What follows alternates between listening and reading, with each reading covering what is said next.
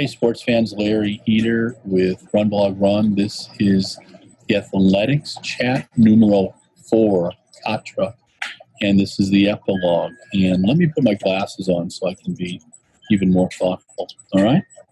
So greetings from San Jose, California. We're recording this on Friday, and we'll have it up on Monday.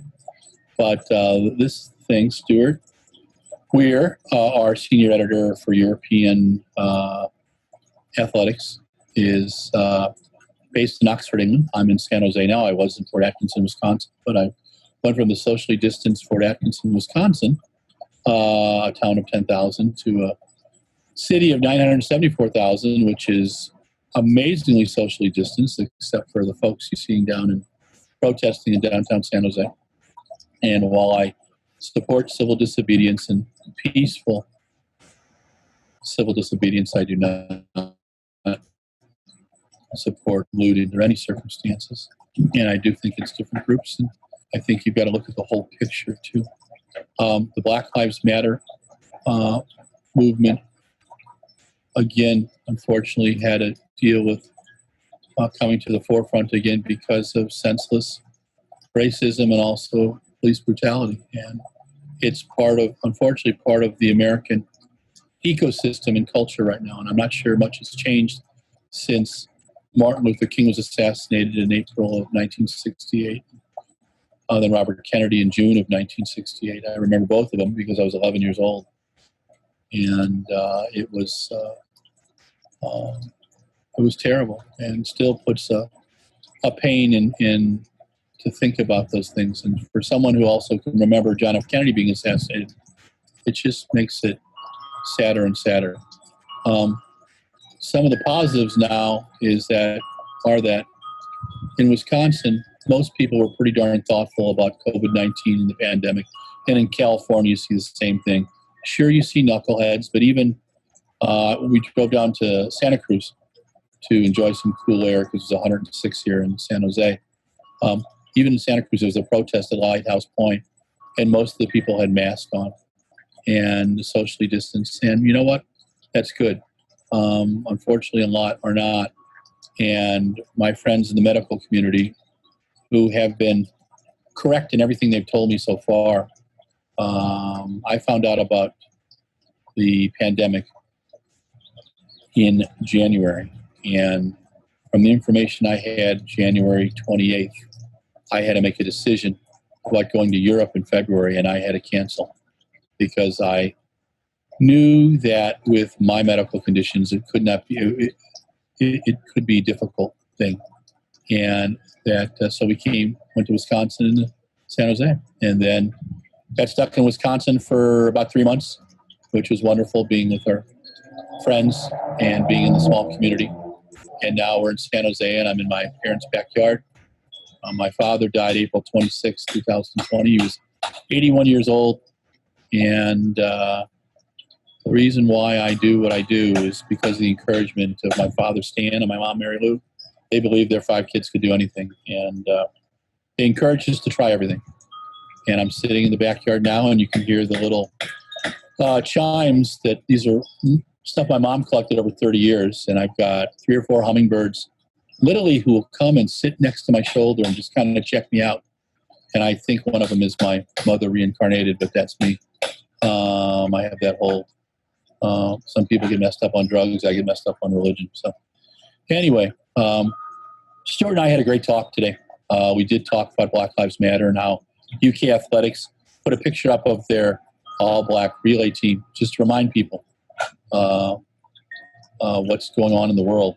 And I wanted to give a sign of respect to Max Siegel, who interceded with USOC and Gwen Berry. Gwen Berry had raised her fist at the Pan Am medal ceremony and got chastised by the USOC, which totally embarrassed me. I thought that Avery Brundage, the former head of the USOC and a man who had leanings, if he wasn't a fascist, he sure supported it. And he sure wasn't very kind to African Americans, having jerked around Jesse Owens among others. And John Carlos and Tommy Smith, 32 years later, or 1968 as opposed to 1936. 32 years later. So is Avery Brundage in the room, or what the hell's going on? But the USSC should be embarrassed. That's absolute bullshit. Protest is all about, that's part of the American character. Peaceful protest is important. It's part of our dialogue. It's part of how we learn things as a culture. Sometimes we have to be thrown kicking and screaming into things. And I didn't even know about the Glenberry thing, and I'm embarrassed. And it just annoys the hell out of me that in this day and age, the USOC can behave like this. Not acceptable, nor is the Pan Am Committee any less culpable. It's total bullshit. Marathons can happen. Yeah, nothing's going to happen, kids, until we get a vaccine, okay? I got to hand it to Thomas Bach. He surprised the hell out of me, and so did John. John Coates, he's a pretty straight shooter, the LSE guy in Tokyo, and that's what they should be. It gives them credibility. And Bach's in a tough place. The Olympic movement is being challenged. Their way of making money is through media revenue, through TV revenue, and NBC's spending billions and billions of dollars, not trillions of stars, to do coverage of the Olympics. I still think that there's things they do that are admirable, but there's a lot they're totally missing. And buy me a couple cocktails and we could help stuff out. But sorry about that. The issue is, God, how did that happen? Oh, I know why. Because my phone was on, so I'm going to try to turn that off. There we go. All right, so I'm back. So the issue is that until we have a vaccine, it's going to be very difficult to do an Olympics. So I'm not sure we're going to even have a 2021 Olympics. I'm not sure we're going to have 2022. Are people going to want to go to Beijing? And yes, there were some problems in China. It's much more complicated than you think. My contacts there say it was the local government in Wuhan, and the Communist Party jumped on them. All you have to do is see who's been replaced and who's kind of disappeared. And they've just done 11 million tests there, so they're trying to clean up their act. Was this some military thing? No, it wasn't. It was more than likely something of Mother Nature gone awry, which is going to continue to happen. And because we believe that there's, some people believe that Martians brought this to us. Others believe it was the communists. I think it was natural, wonderful human stupidity and arrogance that why we're dealing with COVID-19 right now. And just a bit on the Republican Party. I wish Barry Goldwater was alive because he would strike most of the Republicans dead right now and turn them into a pillar of salt. And while I didn't agree with Goldwater all the time, I found him fascinating. This guy would have encouraged the legalization of marijuana. He would look at you and just said, if you're questioning science, you're sure not a Republican. We've bastardized that party. I don't mind people having different political beliefs. But right now it seems that the Republican Party doesn't want any beliefs. And that's why people tend to call it a little too right-wing. But the Democrat Party screwed it up too. So let's get 6 parties out there. I want the Whigs, I want the Tories, I want the Who Gives a Shit Party, and I'm going to start to get the Peace and Freedom Party going again. But let's change the U.S. political system. I want a democracy, Go back and read A Proud Tower by Barbara Tuchman and The Guns of August by Barbara Tuchman. She was a female historian. I know you guys can't believe that could actually happen. Go out there and read some of the stuff by Mary Gordon, my dear professor at Santa Clara University. And you can learn a lot. But anyway, I doubt if big marathons are going to happen because without a vaccine, how do you put a big group together? So I don't think we're going to see squat till 2023. We may see some hybrids because we're going to want to have something going, Joe Coates, Stewart interviewed Joe Coates, the new CEO of UK Athletics, and I'm fascinated to see how she does. She reminds me of my boss at Runner's World back in 1985 when it was sold, a guy named Mike Perlis. Mike did not have a running background, but Mike was a fine publisher, and he came in and he put Runner's World into a place that it could prosper. And under George Hirsch for the next 3 decades, it did. And now we're kind of wondering where it's at. It's at the home of, I believe, Mr. William Randolph Hirsch III, who I think I met when I was working at AOL back in the 90s or 80s. Such a lost decade. Anyway, but Joe should do well. Next, Lamine Diak. If I had my choice, Lamine and Papa would be shoveling shit in some really hot place somewhere. They have bastardized our sport. They've hit over $50 million. And they've got it easy. Full bracelet, living in Paris is still living in Paris, even if you're stuck in your house. And I don't feel bad for a guy who can afford €750,000 bail. Papa Diak, perhaps he could, I know it's all alleged, but, he should be the focus of a Robert Ludlum novel. Maybe he could choke on some chicken soup or something, but he's not a good person. And he hurt the sport. They both hurt the sport. And Seb Coe, whatever you have to say about Seb, has dealt with that stench and odor for the last 4 years. I would like to see a couple years where he doesn't have to deal with it. But he's dealing right now with COVID-19, and I'm not sure which is more difficult. Favorite field event? Stewart said the triple jump. We all love Jonathan Edwards. We really enjoy Christian Taylor and Pedro Pichardo and Will Clay. Those guys are fun. We enjoy the women of the triple jump. Just amazing athletes and amazing characters. And that's one of the beauties of athletics. I can't think of an athlete right now who isn't a fun interview. I've interviewed Carl Lewis. I've interviewed people they said were nightmares. And, you find a common ground. You ask them questions. You learn about them. I still think the method that I use is the Brian Lenton method. Brian is a friend from Australia who is fearful of airplanes, but wrote 3 or 4 books. And his whole idea of an interview is to take a 6-pack of an adult beverage, sit down with your interviewer. He did one with Brendan Foster and another one with the late Ron Clark. Both are hysterical. And also with Roger Bannister that I absolutely love. He just didn't prepare the questions. And, it's kind of a Zen way of doing things, and it's fun. Stewart is much more prepared, and you can see that.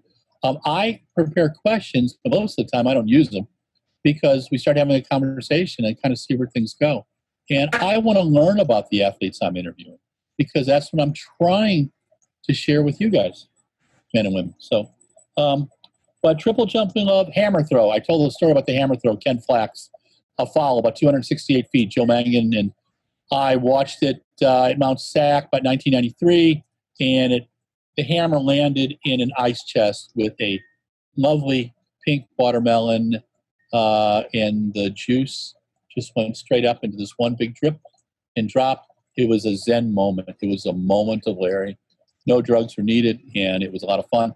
And I think that you should have cantaloupes out between 220 and 240 feet, watermelons after that, and maybe fireworks after that. Let's keep it fun. Pole vault. Athletes in the pole vault are great. Mondo Duplantis. Mondo Duplantis has got the talent, but also the ego to be a great athlete. Renaud Villeneuve. Renaud is the king. He's just a class act. Good man. Totally messed with me the first interview I ever did with him. Act like he spoke no English, and my French was shit. As a couple of my friends said, tell me, Larry, stick to English. That's hard enough for you. And then Sam Kendricks. Love Sam. Just a good guy. And 2 of the finest interviews, I will re-put up his medal ceremony from Doha. 2 of the finest pressers I have ever seen. That one, and then the men's decathlon. The Caterina Stefanidi, Catenaccio, and I'm forgetting the Canadian vaulter right now that I enjoy so much. She did a lovely job at that event. Alicia Newman, and of course Sandy Morris. And I really enjoy the Russian vaulters. They've been very thoughtful, and I enjoy their athleticism. But there's not an event in athletics I don't love, man. I started out as a distance runner, and I learned how to coach all the field events. Not well, but learned how to coach them, and from observation and being around the late Hank Kettles. Hank, really taught me a lot in the 6 years we were at Foothill together. He passed away just a couple years ago, and he was a dear man. And of course, Joe Mangan, my Zen mentor, and Terry Ward at Bellarmine, Dan Durante, my coach at Santa Clara, and Jim Heineke from DeSmet. And Rich Grauer. Rich Grauer, I think, is 100 years old. No, he's about late 80s, and guy still scares the hell out of me. And it's not because he's mean or anything. He just demanded respect. He was a history teacher and really taught me how to research history. In fact, for the research project I did in 1972, I had to look up the Royal Dutchman sailing class, and I believe Mr. Bach, the president of the IOC, was one of the medalists in that event in 1972, I think. Anyway, but I studied as a historian, and I got into journalism. And thank you for watching our tapes, listen to me go on. Thank Mike Deering, who's sitting in the background, getting ready to go on a little trip this week, and who managed all this for us so well today. We had a couple little technical difficulties. Our friends at Zoom, had a couple issues. But Mikey, thank you very much. Love you. Enjoy your vacation time. To all our listeners and readers, hey, pass this around and get more people to watch this stuff. And do me a favor. The Brooks and the Nike brands are really supporting us right now. And Brooks is really going out of their way. Support the brands to support your favorite running media. It means a lot. And it gives us a little bit of cash so I can actually pay people, which is a nice concept. Larry Eder with RunBlogRun, signing off. Have a great weekend. Stay safe. Isolate. The second round of COVID is coming soon. Please be careful, okay? Love your families. Spend time with them. Zoom conference them. Hug the ones that you're close to. Get your walks in, your runs in, do your workouts, but stay safe and isolate wherever you're at in the country, okay? If you don't have to be around a big group, and wear a mask. I got a 49er mask. Yes, I'll get a Packer mask when I go back to Wisconsin, but I had to be culturally relevant, okay? Talk to you guys soon. Have a great day.